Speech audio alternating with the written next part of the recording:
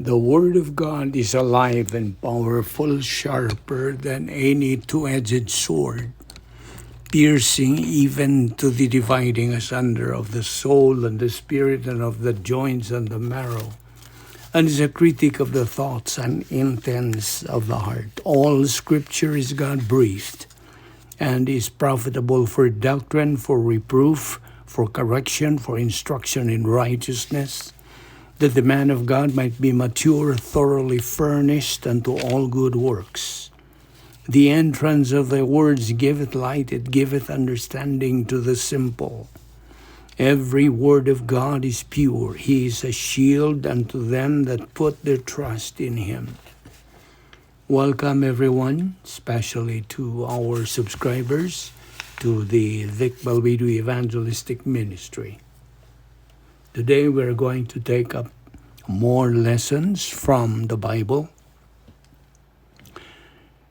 Somebody asked, what happens to people living in remote areas who have never heard the gospel?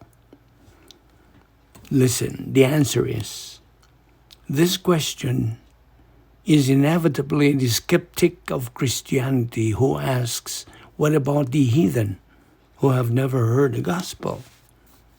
How can these people decide for or against Jesus Christ? If the skeptic truly wants an answer, he should ask, what about those who apparently have never heard the gospel?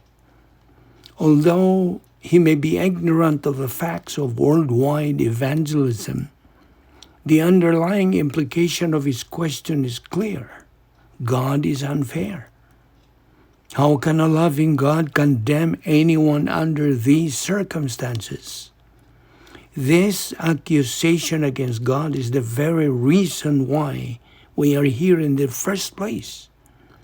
Actually, heathen are not those who live in primitive cultures or remote locales, but any person who rejects Christ as Savior. You see, God is omniscient, and the question, what about those who have never heard, is a false issue. There is no village too small or too isolated that eludes omniscient and gracious God. His offer of salvation is made available to every human being, from the Arctic wastes to the teeming tropics. From the moment of a person's birth to his death, the love of God extends an equal opportunity to believe in his Son. So all unbelievers are heathen. Once the unbeliever at God consciousness goes positive to the gospel, God is under obligation to send the gospel message to him, irregardless of human IQ or geographical location. But once the unbeliever goes negative to the gospel, God is not under obligation to send the gospel message to him. John 3:36.